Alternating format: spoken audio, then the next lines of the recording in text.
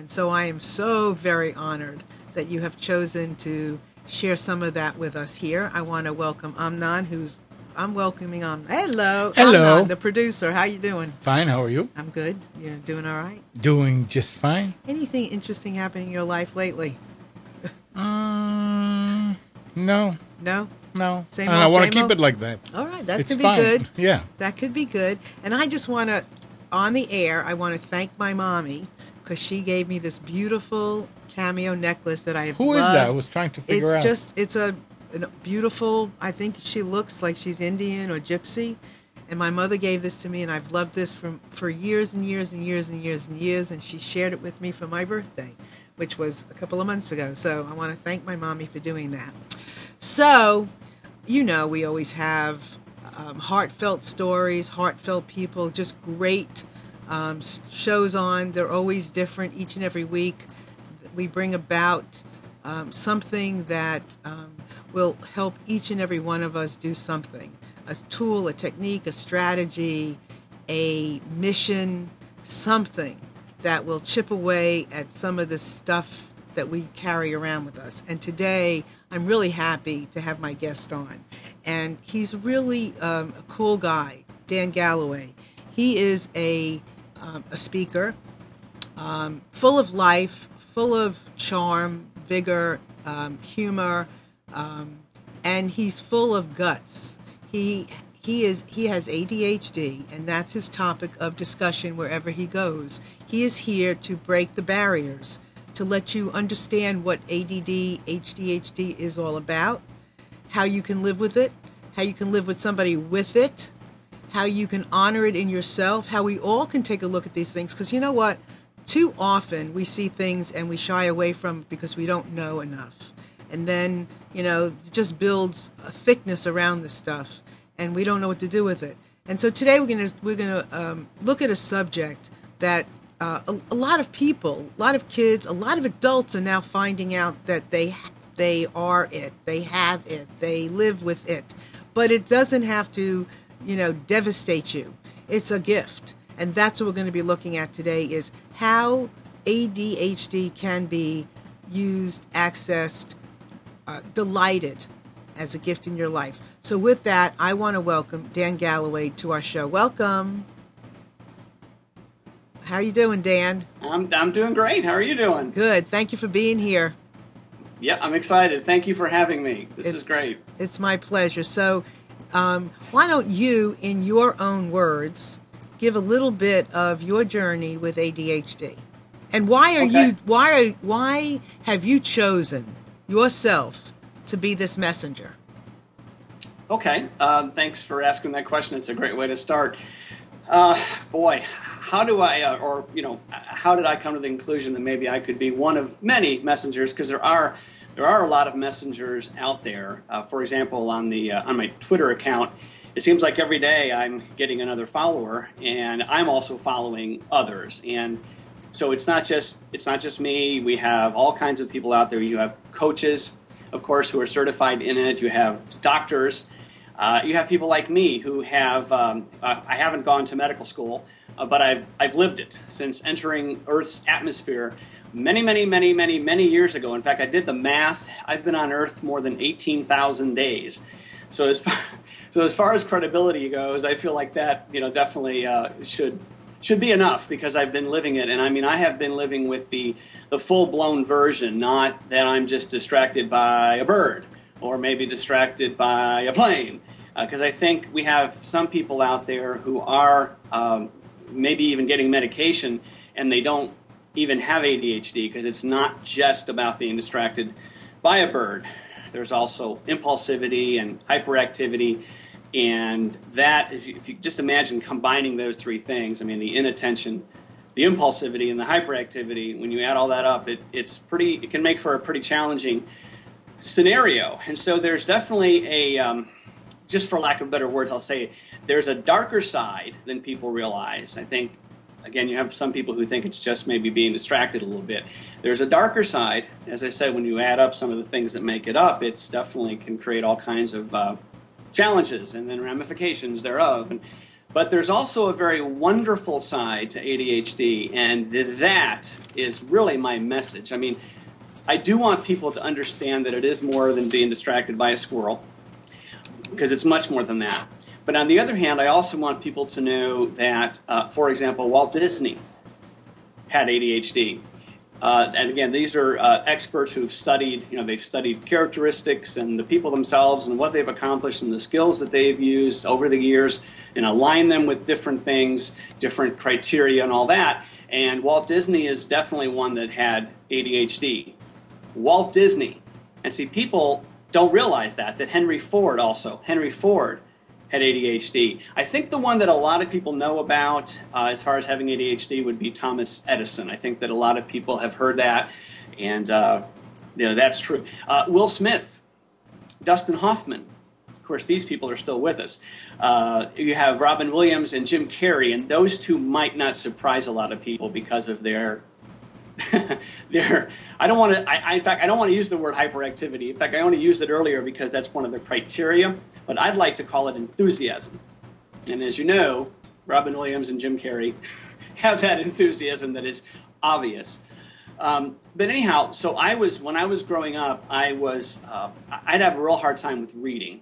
Okay, so now I'm going to backtrack. Now we have a flashback here. So I wanted to kind of set up kind of where I am with it, and being a speaker on other topics over the years, I've decided that little by little I finally got the guts that I have been working on developing enough of the guts to go ahead and start to do this, because this is a very personal thing.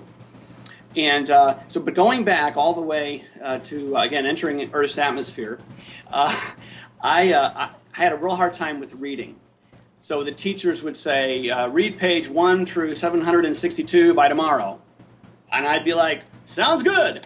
I'd go home and I'd read about 3 sentences and I was gone. I was somewhere else. I mean,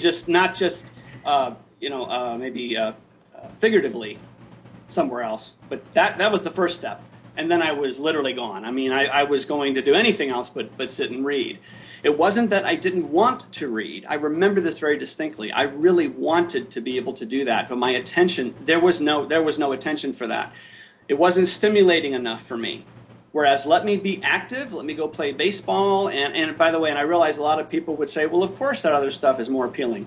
No, but I mean, I really struggled with this. And people who have ADHD, I can't speak for every single one of them, of course, but it's a very common scenario, is reading is really hard. Not that we don't want to, but our mind starts thinking about other things that, frankly, we see as more fun, more exciting, and there's a stimulation piece within us. We need to be stimulated. Dan, can I interrupt you just a minute? Absolutely. Okay. I'm going to sip a little water. If that's okay, good. Sip. Because I want to understand, I don't want to spend time in the dark side. We spend too much time in the dark side all the time. Absolutely. And so we want to break free from the dark side. Not that we don't want to Sure. acknowledge that that's part of Sure. where you come from, but that's where freedom comes from, the dark side. I mean, you don't experience, Right. it's hard to experience freedom unless you're freeing yourself from something. So there is a darkness to many things. Just explain to me, because I am not a person, I mean, I can get distracted too, but I can bring myself back. I can be enthused, but I can bring myself back. Just tell me, how does it feel? Is it like you're spinning? Is it like you're flying? Tell me, paint me a picture of that moment when you want to jump, like, are you jumping out of your skin? Tell me what that's like. For example, if I were trying to read, if I was needing to try to read, or just to sit down in general? Just whatever that feeling is when you know that you're being distracted, when you're hyper and you can't concentrate. What is that feeling like in that moment? Okay. I'm sure that a lot of people have heard of the hyperfocus. I can, and am more than willing, because I love it, I can sit down, sit still, and as long as it's creativity that I'm doing, I am working on a book about what I've been through. I work on my website, all kinds of other things that involve creativity. So in that regard, sitting still, it's a nice little calm place for me when I'm using my creativity. But for example, reports and all the stuff that kind of comes with our life now, I mean, it's very complicated. Our life is paper filled. Papers are, whether it's just electronic paper, or the old-fashioned way of actually having paper in front of you and doing reports and all that. That's when I'm climbing the walls and literally climbing out of my skin. I think that's an expression people use. But anyhow, and one of the best ways I can describe this is, for example, on a weekend. Okay, during the weekend, I try to do things that during the week I'm not going to touch, like my hobbies, and I'll vacuum the car, and I'm active. And my wife, who is the most patient woman on the planet, and I don't mean just North Carolina or Virginia or Maryland, Southeast, whatever, the entire planet. She's the most patient woman in the world. She'll walk into a room and she'll see that I have 17 things going on. And what she has now come to understand is I'm in my element that way, because it's not sequential. At least for me, it's not sequential. I get distracted very easy by I'm trying to think of one example here. Maybe the vacuuming. I go, gosh, I've got some things on the floor. Let me go ahead and vacuum. And then immediately I think, you know what? The car has to get vacuumed. Let me vacuum the car. And on my way to get something else, like maybe the polish that I want to use in the car, then I see that there's a load of laundry we need to do. And so by the end of the weekend, almost everything gets done. It's just not sequential. So, I mean, it's just this and this and this. And for a while, it looks like there's just 17 projects that are never going to be done. And it looks like total disarray. But it's not, and it's truly, in my mind, at that point, it's not disarray, because I'm enjoying being up and active. But back to your initial question, because you were talking about, like, if I'm sitting there maybe and I'm reading, and I'm thinking, or I'm trying to read, and why am I getting pulled away?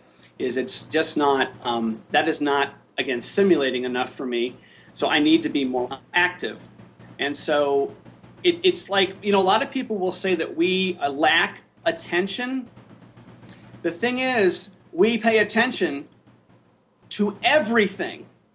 So you see, our peripheral vision. Frankly, I play basketball 2 or 3 times a week. I even made the high school team, but that was just I happened to have a good day that day. But that doesn't really matter.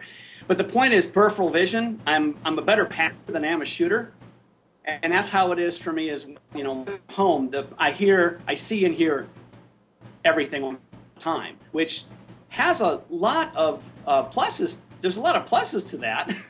I just keep adding to my list of things to do. But so it's almost like imagine Larry Bird, who I think is the best basketball player that ever played, and he would find something all around him all the time. If anybody was open, he'd find that person. And that's kind of where it is for me, is I have peripheral vision and peripheral hearing. I hear everything. I even jump sometimes if there's something that, I'll startle easy.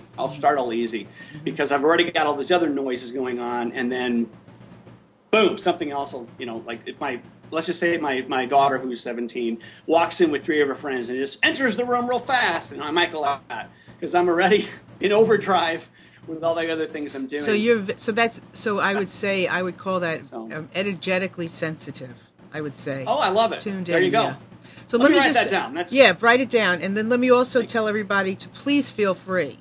We're talking to somebody who's lives this and who's figuring out, how to, for years, live his life with this gift. So please feel free to call in 919-518-9773. And if you're somewhere in the world and you can't access a phone, you can come in to us on Skype. That's computers, plural.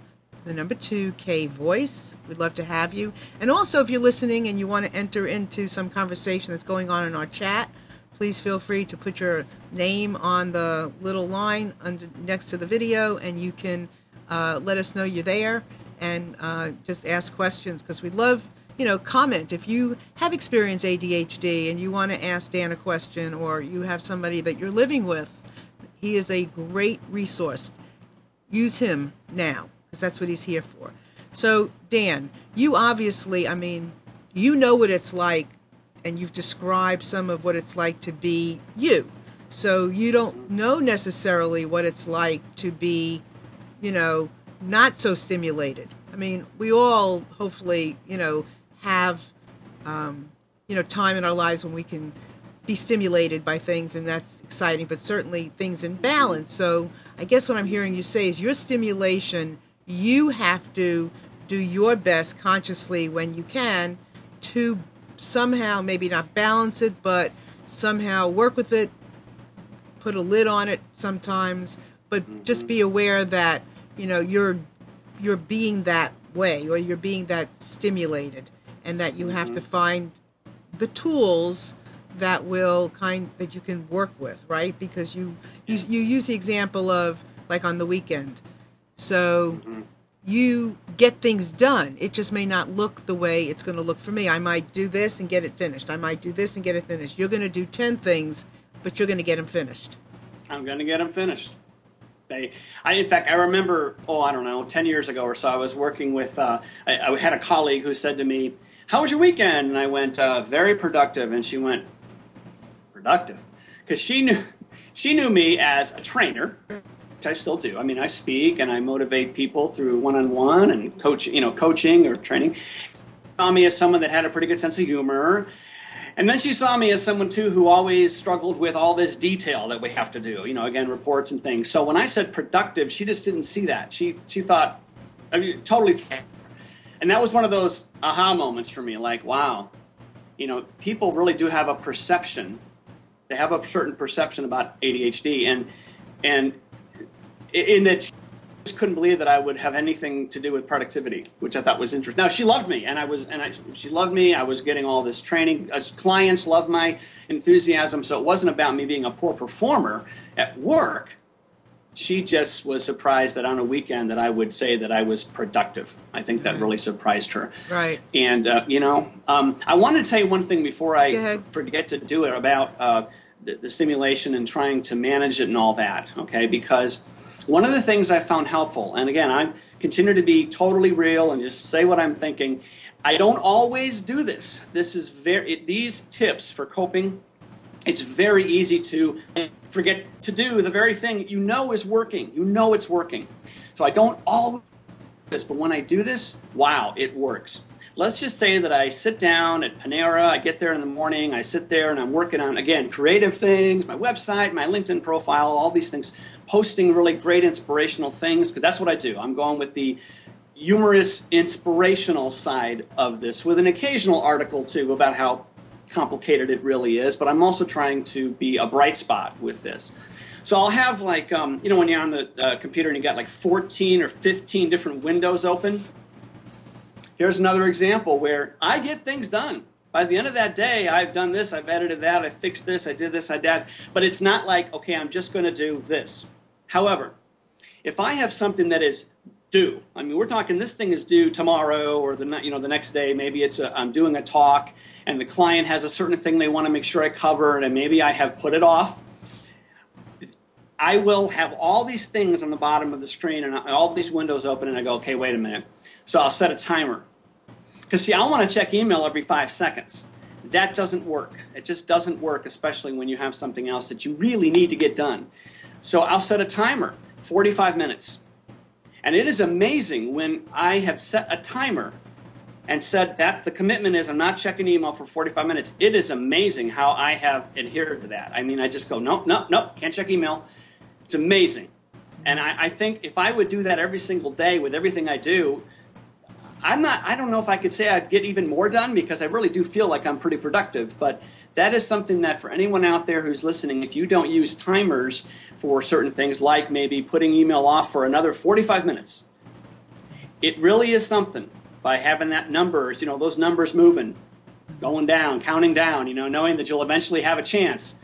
It's worked for me. So I just wanted to say that. So let me ask you, Dan. So sometimes it works, sometimes it doesn't work. When it's not working, what's happening for you? When it's not working? You're talking about specifically in this case the timer? Yeah, when you don't time, or you talk yourself out of timing, or what's happening? Okay.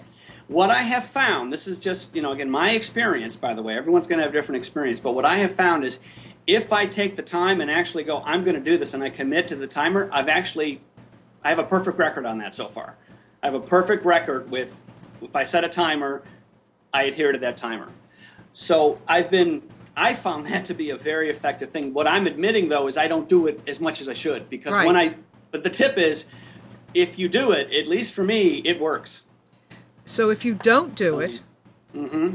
What are you telling yourself? Is it that you can't, your window of opportunity, in other words, to talk to yourself is not there? You know, can you not slip in, okay, Dan, I have to do this now? Does that not exist in that moment? Tell me about that. Yeah, as a matter of fact, it is interesting. You actually use the word window, and we have all the windows on the bottom. You used the word window in the question, which I think was very appropriate, talking about the window. It was good. I really liked that. I'm not sure if anybody else caught it or not, but again, peripheral hearing and vision, I see everything around me and hear all these little things. But when I have everything going on and there's 14 windows open, if I make the conscious decision, and by the way, conscious is a word I have a real hard time with saying. I'd love to know who came up with some of these words. What you're getting now is a tangent, which is something that we're very capable of doing. Because you didn't need to know that I have a hard time saying that word. Anyway, so I've got all these things on the bottom of the screen, and I know logically that if I would do the timer, and it's interesting, it isn't as if I have a conversation with myself and go, put a timer on. Nah, don't do that. It's just there are days I get so wrapped up in everything, it literally doesn't enter the mind. So it isn't as if it enters and I go, no. It's just there are days I just don't. I tell you what it is. And again, thinking out loud is obviously something else that people that are enthusiastic, not hyperactive. I like enthusiastic better. One of the things is that I think if it gets to the point where it's out of control, I mean really out of control, I would probably do the timer. But just like at home on the weekends, as long as I'm getting things done and there's not a deadline, which means I can play with this stuff as much as I want to, and without someone calling me and throwing me in jail because I didn't get it done at a certain time. Hopefully I wouldn't make it in jail, by the way. Just want everybody to know that. I cry during movies. I wouldn't make it because you have to be a tough guy. I'm a swimmer. I play basketball. Anyway, where was I? Oh, yes. So the timer thing, I probably should have stopped rambling about it. It works. When I don't do it, it doesn't work as well. But again, like on the weekend, as long as I'm being productive, it's not like I, at the end of the day, say, gosh, I wish I had used the timer because I got a lot done. I think where it would probably come in is if I wasn't getting enough done because I've realized I'm going to email too many times and checking. That's the struggle I have, is staying away from email because I want to be loved. Right. I want everybody to love me. Right. So I always check email to see if anybody wrote to say hello. Right. Which they never do. Never. Well, they do, though. They just don't always. They do, but they just don't always tell you in an email. Yeah. So I guess you're learning some of the tricks that work for you along the way. Yeah. And how to cope. What I've always had is the attitude that I want to do better, and I want to not drive my wife away. Because again, she's a very patient person. But for those of you out there who are married to someone that has ADHD, I'm sure you've learned that you have to be patient. And I am convinced. I'm just convinced that my wife was brought to earth to do three things. Number one, be my wife, because I needed somebody really, really patient, and also to be a great mommy, and two or three other things that we could get into now. But she's super. You really have to, I think you have to take the time to understand ADHD. And if you could convince your spouse to maybe go see a coach or go see a psychologist or a psychiatrist and go with them to these appointments and start to understand it more. Plus, of course, I mean, heck, if you just Google, I mean, there's so much information and so many tips out there. But I think the first thing is to understand that your spouse is not trying to do this deliberately. I mean, I can't say for every single person, but more than likely they're not trying to drive you away with their enthusiasm and their what seems like a haphazard approach to things. I just wanted to throw that in there, that patience is really important, and understanding ADHD, because there are so many wonderful things that come with ADHD. So many wonderful things. In fact, if you'll let me, I'm going to look down here for a second. I found something on the internet that we could be here for days if I read this whole thing, but just some of the positives that I was starting to notice in my evaluations as a speaker, and this is kind of I don't know, it's one of those aha moments in that in a world where all you hear, not all you hear, but mostly what you hear about ADHD is medications and scandal or whatever else. I mean, it's not a lot of positive things in the mainstream. And here I was, basically just being me when I taught. Just being me. My enthusiasm, my creativity, the things that other people tell me I bring to a training scenario. And I'm starting to think, maybe this is what I should be doing, is out there talking about the positives, because I've been successful as far as a speaker and a trainer, and I attribute it to ADHD. Because when you look at any of the positive descriptions about ADHD, it's who I am. Just like somebody else has strengths in other areas that I don't have. Other people might not be as creative as I am, but that's okay, because that's what makes the world go around. We're all different. Right. My wife's the most introverted woman in the world, but it's a good thing, because we kind of meet halfway, because I'm off the charts energy. And there's nothing wrong with either one of those, right?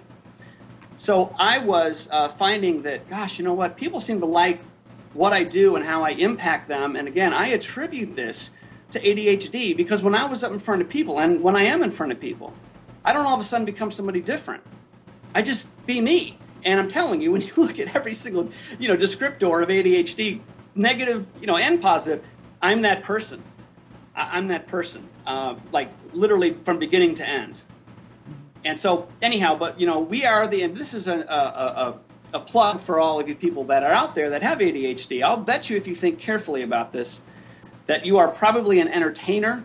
I know that that's the number one thing I hear from people when I teach, but we are able to hyper-focus. We hyper-focus on things that matter, to us, as far as that are exciting.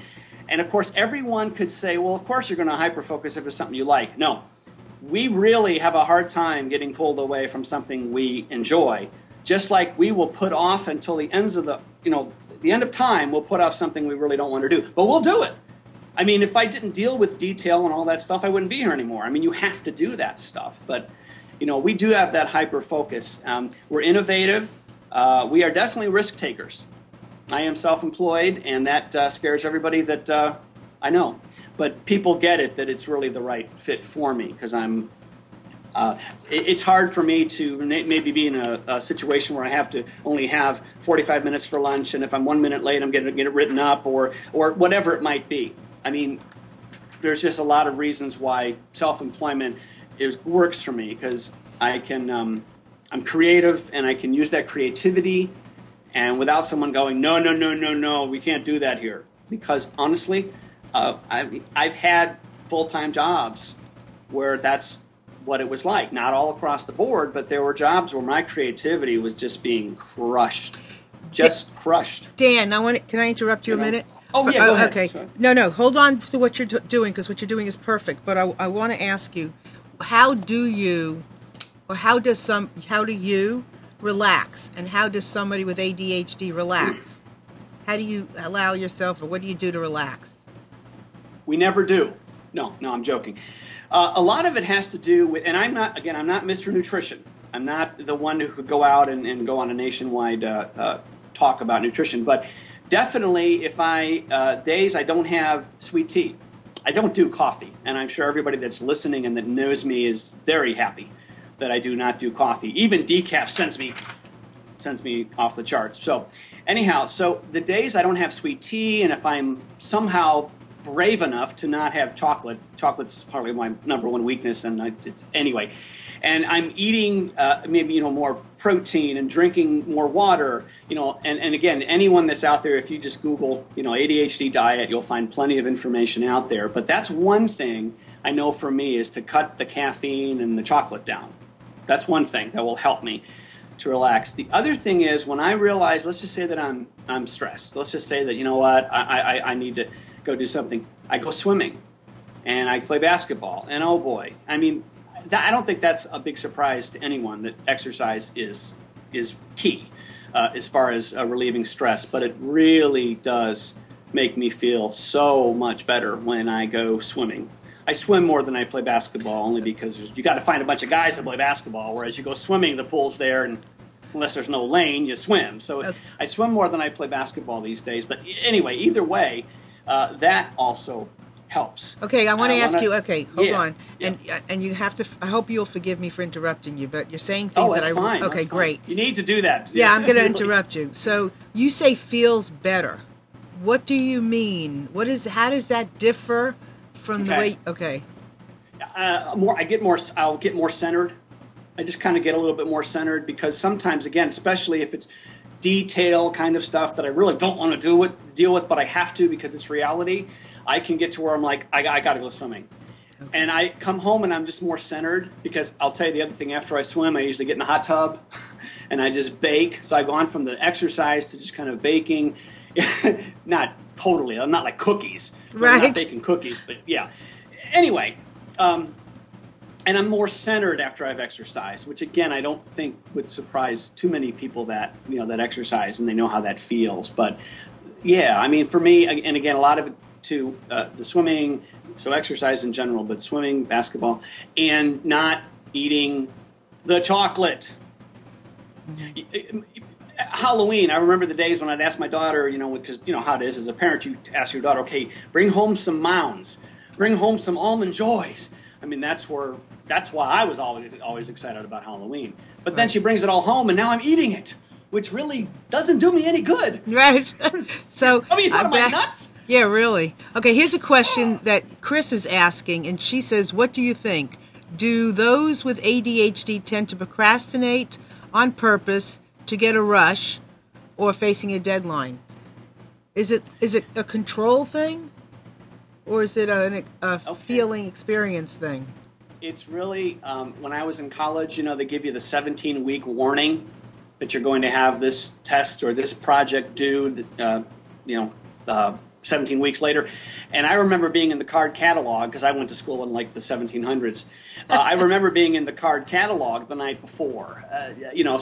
But there's a rush with that. Is that conscious? There's that word again I can never say right. But anyhow, am I fully aware that, okay, I know what I'll do. I'll wait, and then it'll really get, stressful. Because first off, I've gotten better about if something is due Friday, I'm on it a week ahead of time now, not the night before.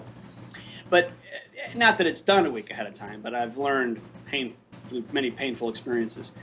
So it's not deliberate. It's not a thing of let's create as much drama as possible. I know for me it was just, unless there was enough of you got to get this done, I would just take my time and then at the end be stressed. But I will tell you, one semester in college, I took 7 classes. 7.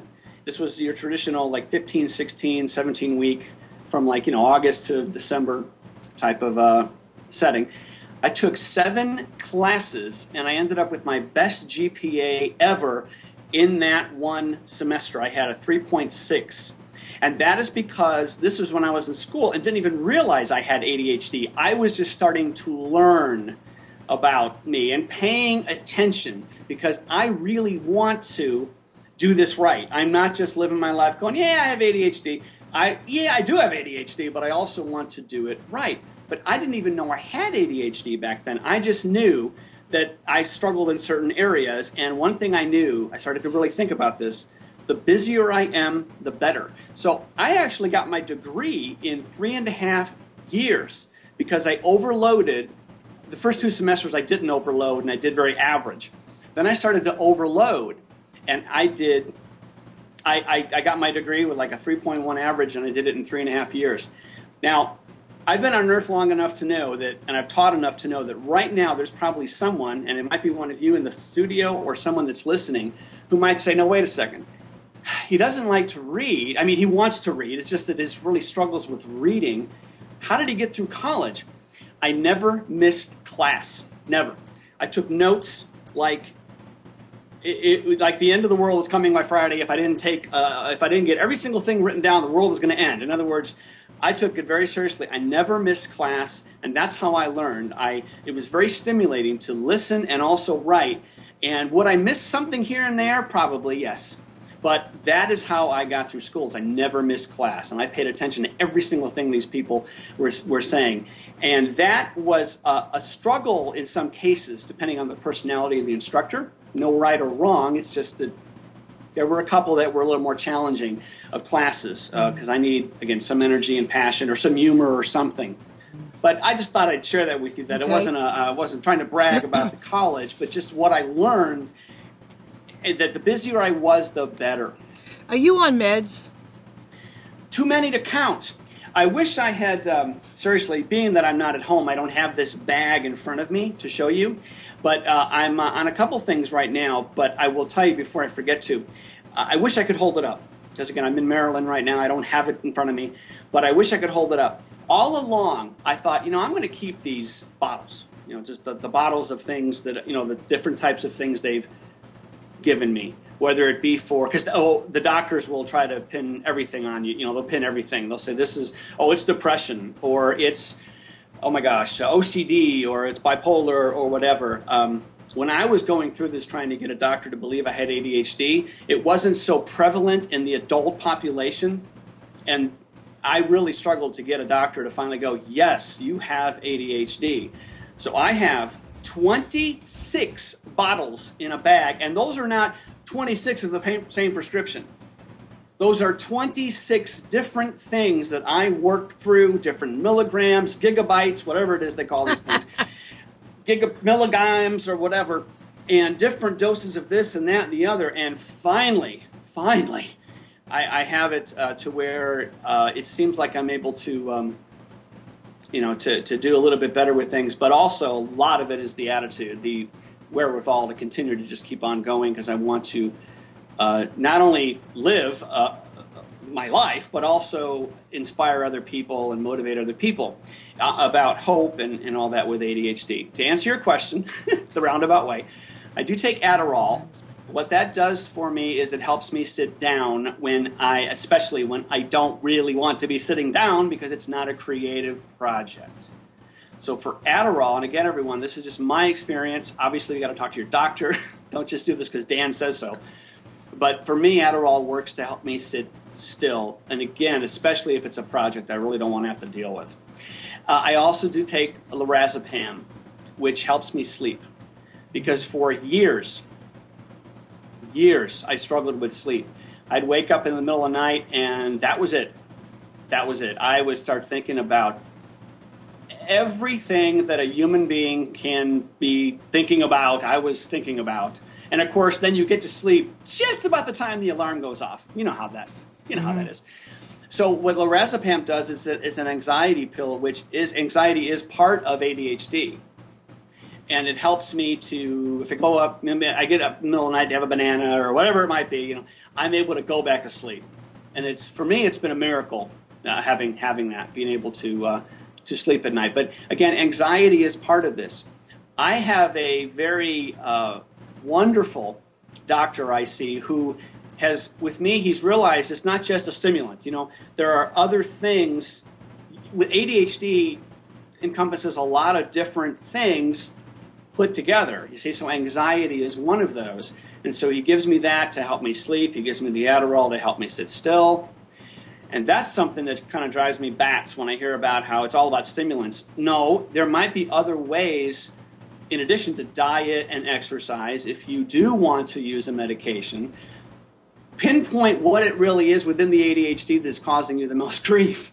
And for me, my mind would not stop racing in the middle of the night. And so taking an anxiety medication has helped me, and Adderall helps me sit still, especially if it's a project where it's something I don't really want to be doing. So, no, that's great. And you know what I'm amazed at, and which is really, I don't know if all of you have noticed this, but I've asked him a question, and he will go into this entire explanation about things, which is perfect, and then he'll go back to the answer of my question. And so I'm really impressed. Thank you. I know that I appreciate that very much. And I notice when I teach, you can just tell at first, like for the first 5 minutes when people meet me, they're like, he's not going to remember where he was going. But I do. I'm able to bring it back and make the point. And it definitely tastes, let me say that. Can we go cut? Yeah. Can't cut live. Let me start that whole sentence over. What I was going to say was it tests with an S at the end, tests people's listening abilities at first. Once they go, oh, I see, okay, he's going to come back. That's the thing. Even when I write, I do that. I'll notice that I'll be 2 paragraphs in, and my wife has said, you might want to let them know what the paragraph's going to be about initially, and then you can go on your tangent, because I will tell a story that has everything to do with ADHD, but it's a story. I use analogies and metaphors and all that.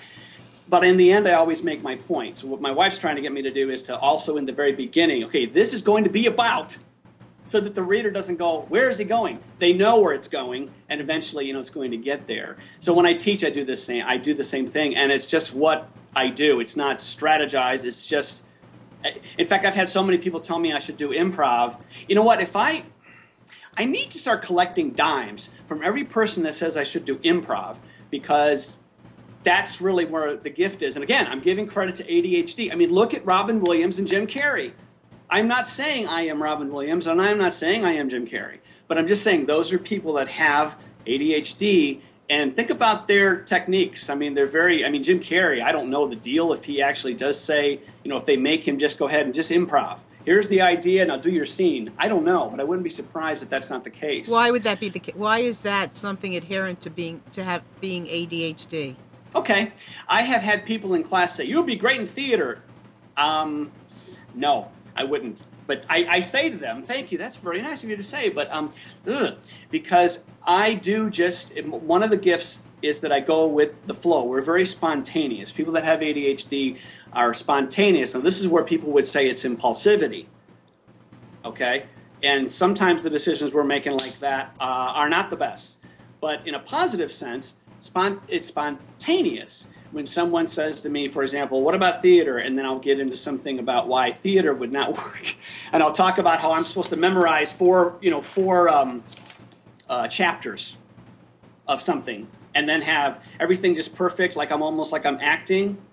Whereas I just go, it just doesn't fit me because it's too constrained. It's too by the book.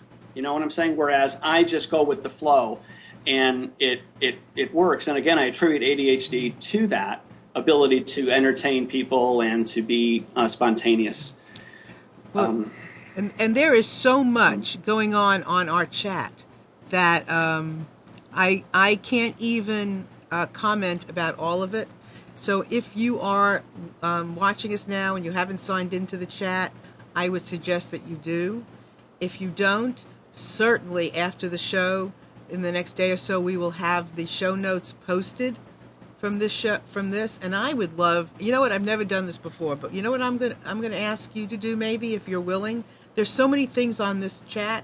I might just send you, Dan, the chat. And if you want to comment on some of this, we'll do that. I'll figure out, we'll put it on the website and stuff. So go to MarilynShannon.com. You'll see the show notes in a couple of days. We'll ask Dan maybe to comment on some of this stuff, because there's a lot of things in this chat that I cannot, I can't go through all of them, but it's very interesting what people are commenting about. And I think it would be a great thing, for us to pursue, because it's too good. And I know that, there's so much more we want to talk about. But so it's very worthwhile, and I appreciate everybody who's doing that, because you're really expressing a lot of things. And I think we have a phone caller, right? Okay, we have a caller. Hello. Okay. Hey, Marilyn. Hi, Dan. Hi, Amnon. It's Chris. Hey. Hey, Chris. Hey, this is a great show. Thanks. Marilyn gets all the credit. Actually, well, everybody does. It is a really cool thing. Yeah, we're all getting credit. So, you have a good question? Well, I called in because I wanted to help you with some of the things that were going on with chat. We do have a very active chat today, and I just wanted to kind of catch you up on some of the comments and some of the great things that are coming through. And I guess we'll start with something that Debbie is saying about improv and theatrical speaking, and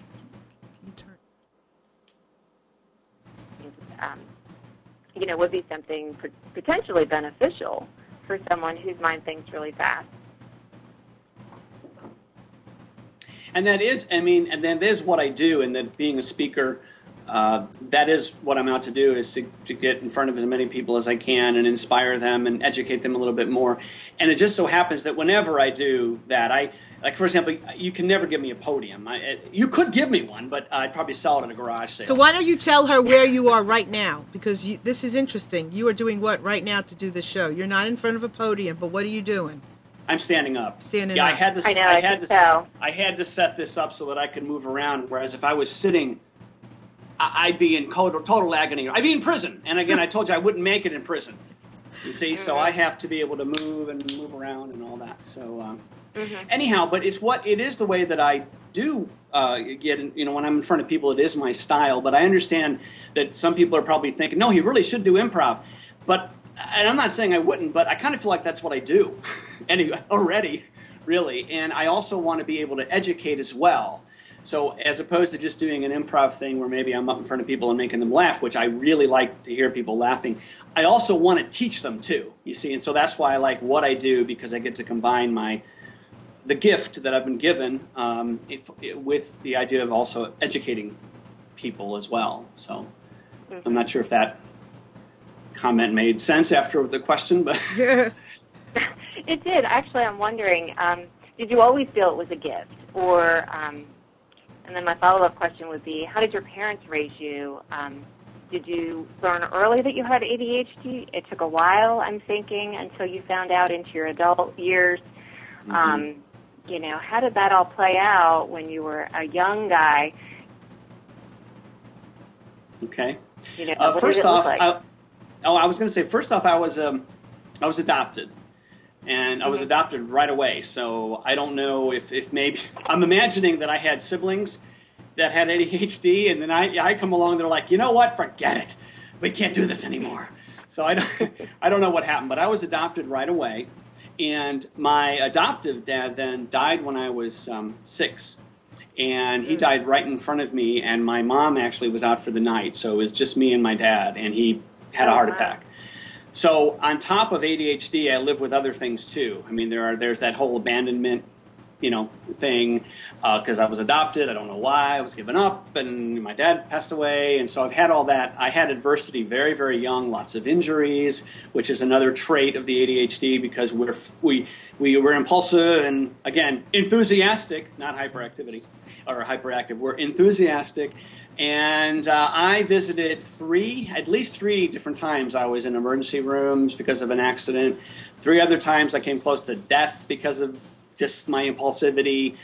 But as far as when I realized I had ADHD, I was in my mid-30s.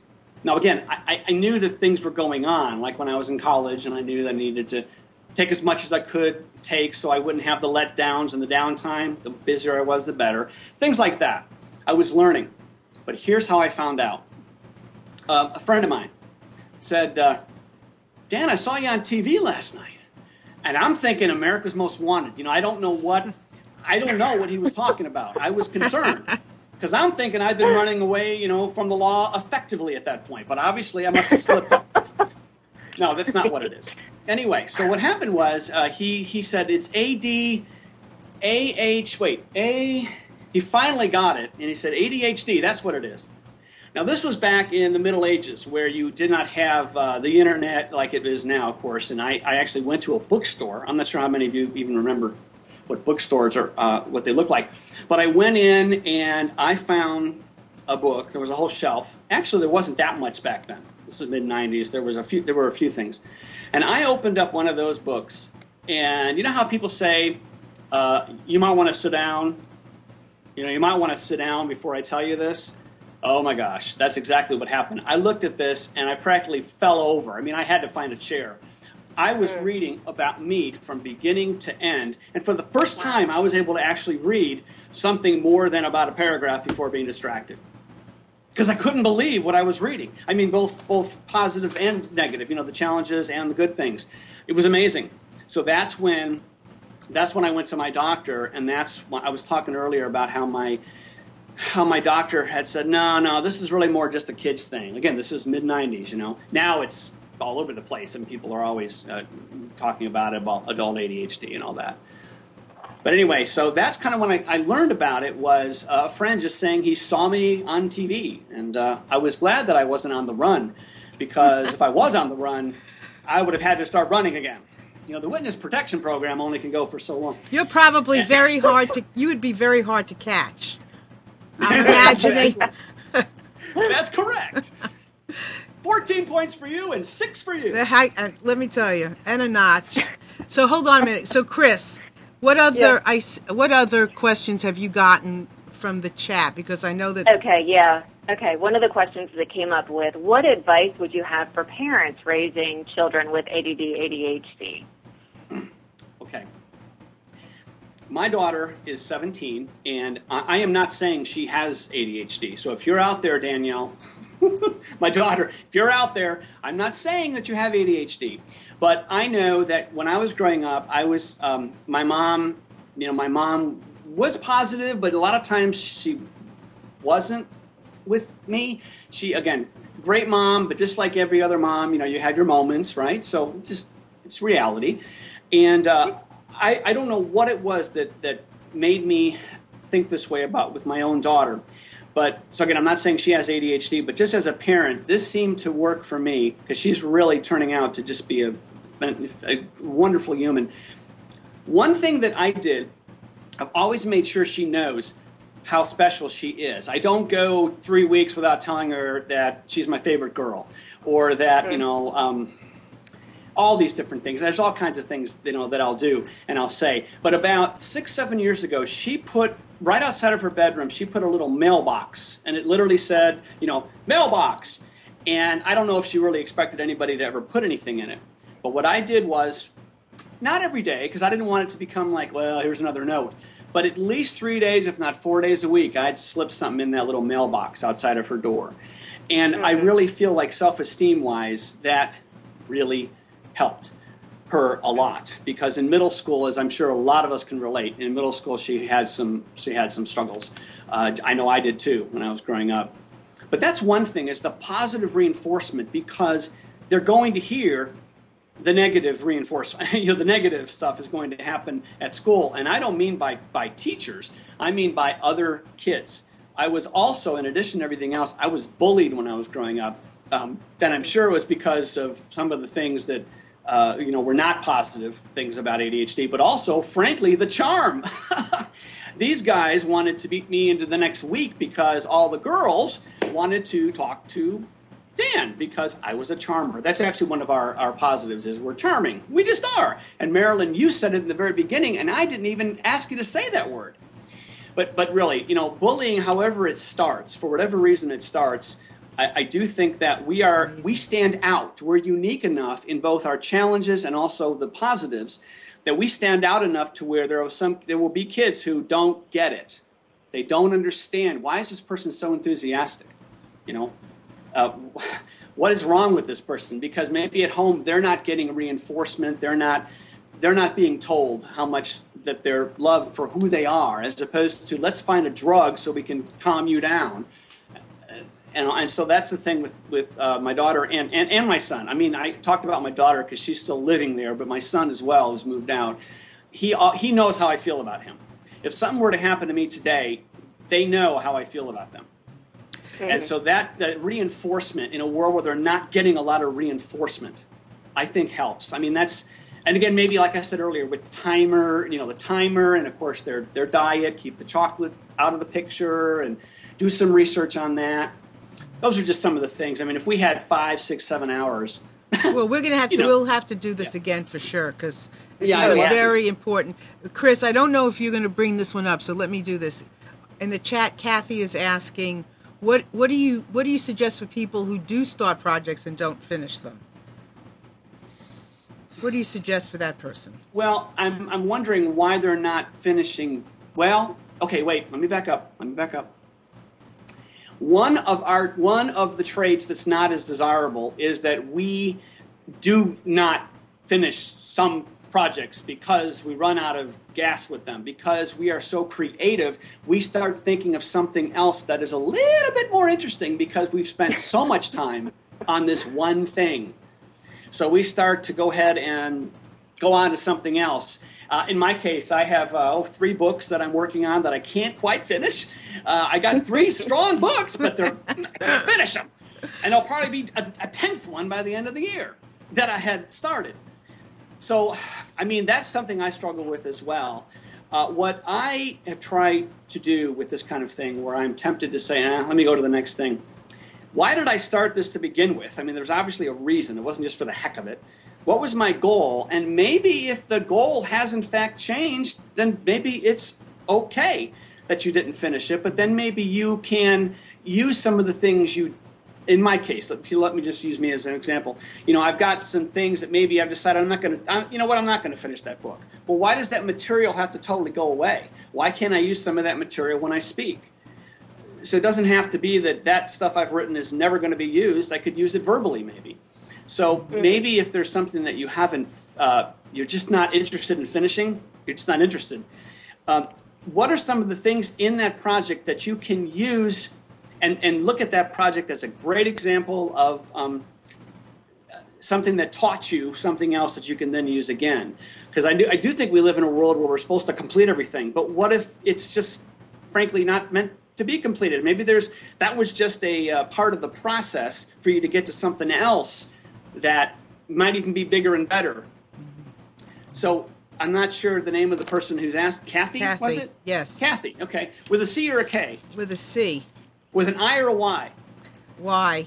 Okay, just wondered. There's so many ways you could spell. Listen, this is, okay, so we're getting, what you did, Chris, was fabulous. Well, I'm glad it helped. There's still more questions, though, which is why we need to do another show. Okay, so we're going to, Dan, if it's okay with you, we're going to come back and do this again. Yeah, can we get you again, Dan? Absolutely. I'm having a blast. Yeah, this has been, hold on, Chris, don't go anywhere. I just want to say something. One of the things that my observations that I'm noticing about Dan and ADHD, because I have, I think, I have a very close relative who I believe is ADHD, ADD, but was diagnosed with ADHD, is this sensitivity, obviously. When you're super creative, you are super sensitive to a lot of things. And along with that comes deep emotion, deep connection to everything. Chris, we always talk about the dreamer, the person who can not just connect to people in general, but to the trees, to the sky, to the grass, to the animals, to the birds, to everything. And I think that this is something that we want very much to honor with people who have the gift of being full of enthusiasm, is this notion of this creativity and the sensitivity to connection and to being full of love. You can't be creative without having this tremendous connection and compassion. And so Dan, you really have just I can't even put it into words, but you have really charmed the heck out of me.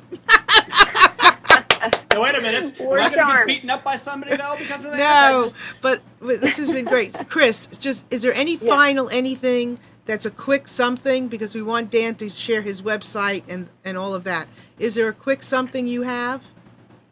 I don't have anything great to share. I'm going to step aside and let Dan do his thing, and look forward to seeing him again really soon. Thanks so much for being part of our show today, Dan. You're very welcome. Thank you for all the kind words. I appreciate it. Yeah, thank you for what you did. I appreciate it. And everybody out there, hold on just a second. Dan, final words, and a short, 5, 6 words, 10 words, final. 5, 6 words? Yeah. Okay. I love what I do, and I definitely want to make as much of an impact as I can out there. And I do have a website. I am blogging, which was something else. I was always like, I don't want to do that. I was thinking administrative-wise. You know what? It's creativity.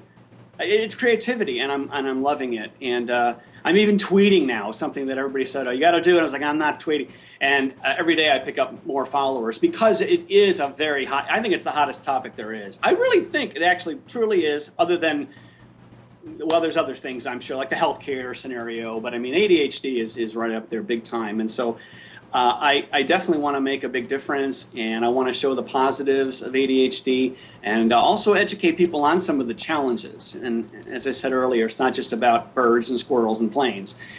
This sounds like a movie. Wasn't there a movie, Planes, Trains, Automobiles?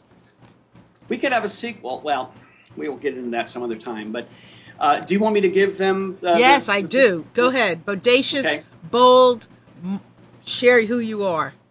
Okay. If you go to, of course, www.theadhdspeaker.com, theadhdspeaker.com, that's my website, and on the website, of course, I have links. There's a page with my blog.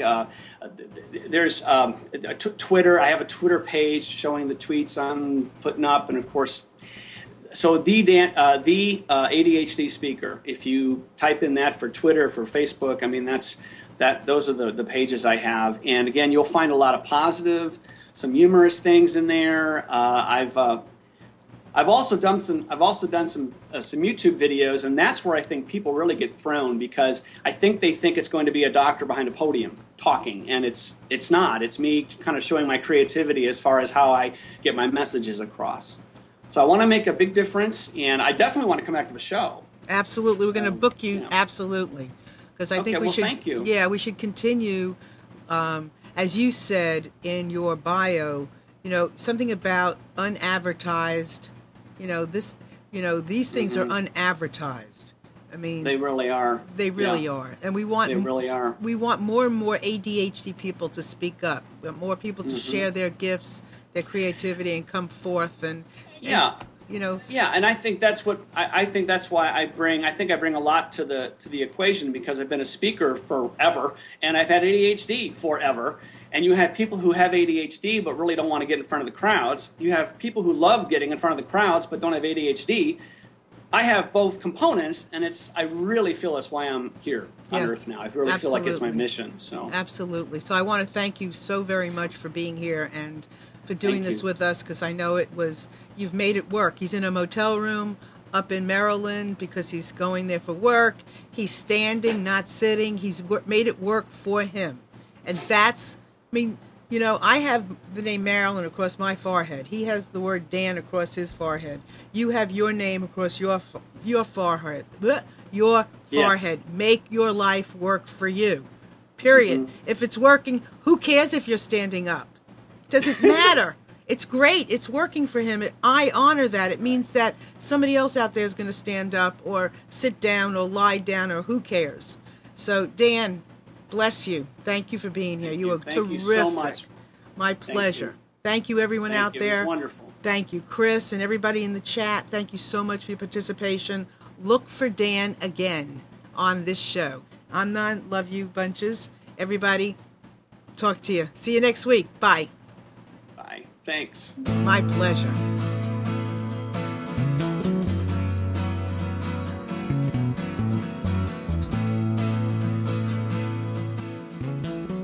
Tuned to the Nissan Communications Network.